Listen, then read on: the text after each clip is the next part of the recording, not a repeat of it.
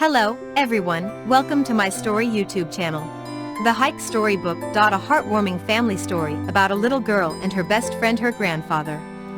On a hiking trip with her grandfather, Mandy learns many gentle lessons about love, family, and relationships. This book is a must on every child's bookshelf.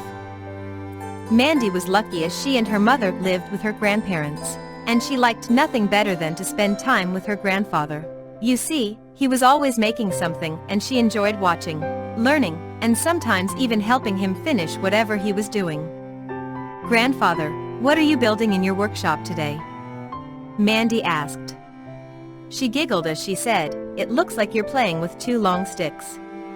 "Well, Mandy," he said, "I am going to make two walking sticks with your help, one for you, and one for me. Then I have a surprise." "All right," Mandy shrieked. "Where do I start?" After some time, Mandy, with her grandfather's help, finished the walking sticks. They were two of the most beautiful walking sticks she had ever seen.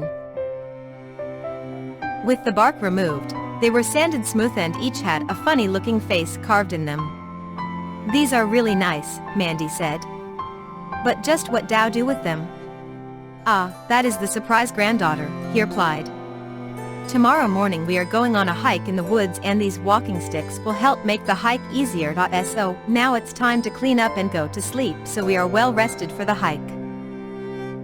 The next morning, Mandy did not need an alarm to wake her. She was up, dressed, and ready to go as the sun rose and the day began. She went to the kitchen and saw that her grandfather was busy packing sandwiches, water, snacks, and other items into their backpacks. "It looks like we are going to be hiking for a long time," Mandy said. "It will be an all-day hike," he replied. "I think we have everything, so grab your walking stick and let's go." "What about breakfast?" Mandy asked. "Oh, did I forget to mention that we are going to stop and have breakfast at a diner?" he said with a smile. Their journey began. After a great breakfast and a long drive, they arrived at the base of a mountain and the beginning of the trail. "This is beautiful," Mandy said. "Just where are we hiking?" "To the very top of the mountain where we will have lunch, rest, maybe take a swim, and then hike back down," he replied. "Swim?" Mandy said excitedly. "Is there a lake on the top of the mountain?" "There is a pond surrounded by big flat rocks. It was carved from the mountain during the last ice age and is filled with clear, cold water." "Wow," was all Mandy could say. As they hiked up the mountain, Mandy asked many questions. "What kind of tree is that? How high are we? Are there bears around here? Are there any other people up here? What do we do if we get lost? Are there snakes? And of course, are we there yet?" Her grandfather answered all her questions the best he could and explained that they were in a very natural area. Not many people, all sorts of wildlife, even bears. He helped her understand and respect the natural beauty around them, particularly the animals. He taught her how to use a compass and things to help them be safer while they hiked. Like before stepping over a log, put your walking stick on the other side to let any animal, like a snake, know you are there. Whistle a song or make some noise to let the bigger animals know you are in their area. In a soft voice, her grandfather said. "Mandy, there are a few things to remember when you are hiking or anywhere for that matter. The earth is our mother, take care of her. All life is sacred, treat all life with respect. Take from the earth what is needed and nothing more. Enjoy your journey, but leave no tracks." As they hiked a little farther, the forest opened and Mandy saw the pond surrounded by large flat rocks. They had arrived, and it was almost like being in a different world. Mandy picked a large rock that extended out into the water for them to rest on. It had been warmed by the sun and was the perfect place for lunch. As her grandfather unpacked their food, she leaned over and wiggled her fingers in the cold water.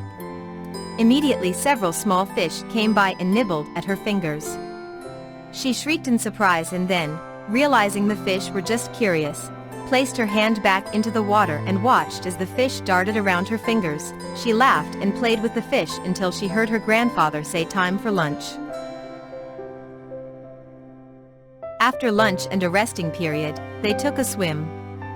The water was deep and Mandy couldn't reach the bottom no matter how hard she tried. She giggled each time a curious fish nibbled at her body and watched a deer come down to have a drink. It was a wonderful day and she was saddened when she heard her grandfather say, "Mandy, it's time to dry off and begin the hike down to the car." After making sure everything was just like it was when they arrived, they began their hike down the mountain. After a short time Mandy asked, "Grandfather, can we take a different trail down the mountain?" "I don't see why not," he replied.